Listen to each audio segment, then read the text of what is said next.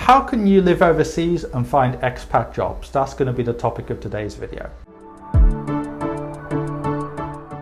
Now, if you're an expat or a high net worth individual, check out adamfired.com. Now, on today's video, I'm going to talk about how to live overseas. I've lived in numerous countries in my life and I'm very happy about that. It gives you incredible experiences despite all the challenges. Now, it depends on many things like, for example, your individual circumstance and the languages you speak and many other things. But I'm going to go through the options to start with. Now, option one is if you're location independent. What do I mean by that?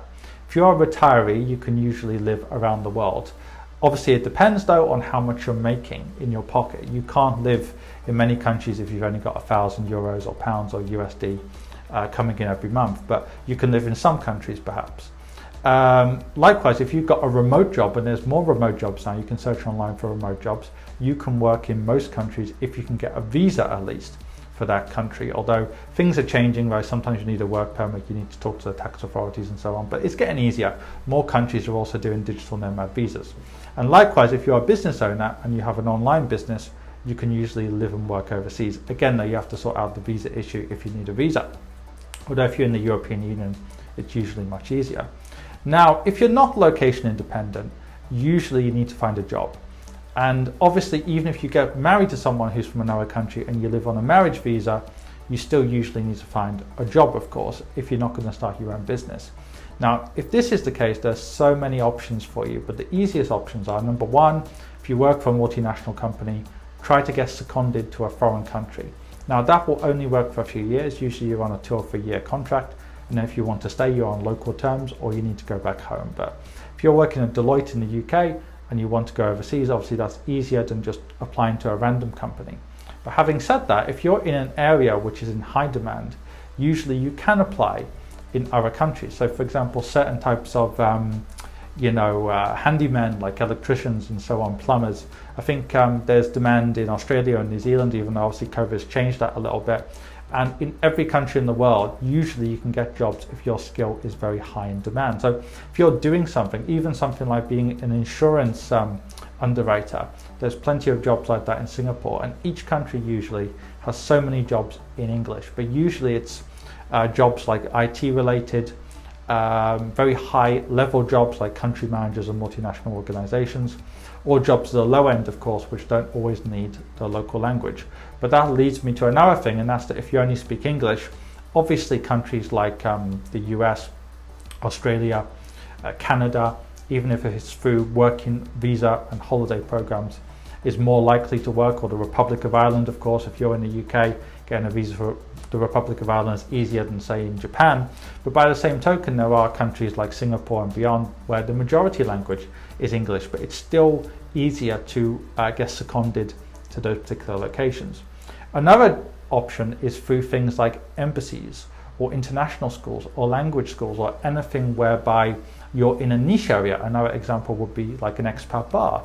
If you're a chef in an expat bar or an international hotel like the Intercontinental, you can get jobs around the world, because even if you're the general manager of, say, the Intercontinental, you can get jobs in the Intercontinental maybe in Paris or in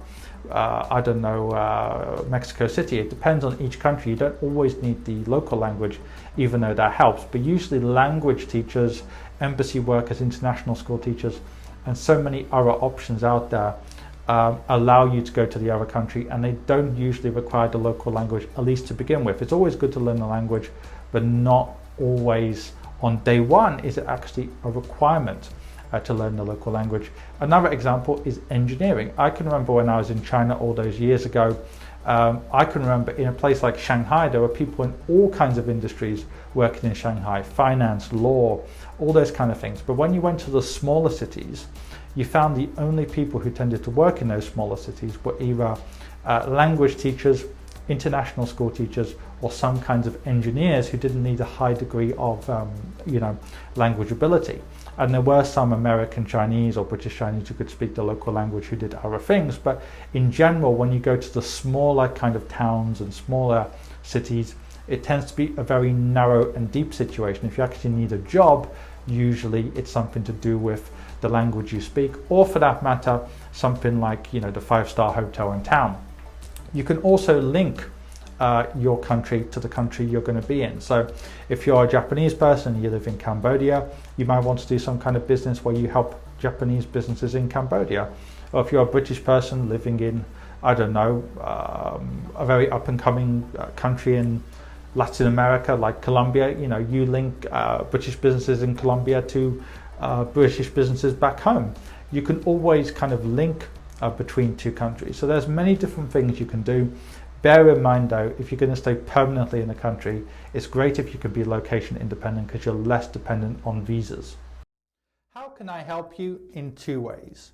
First of all, are you an expat, a high net worth individual, or just somebody who lives in a part of the world where it's difficult to get access to quality investment solutions?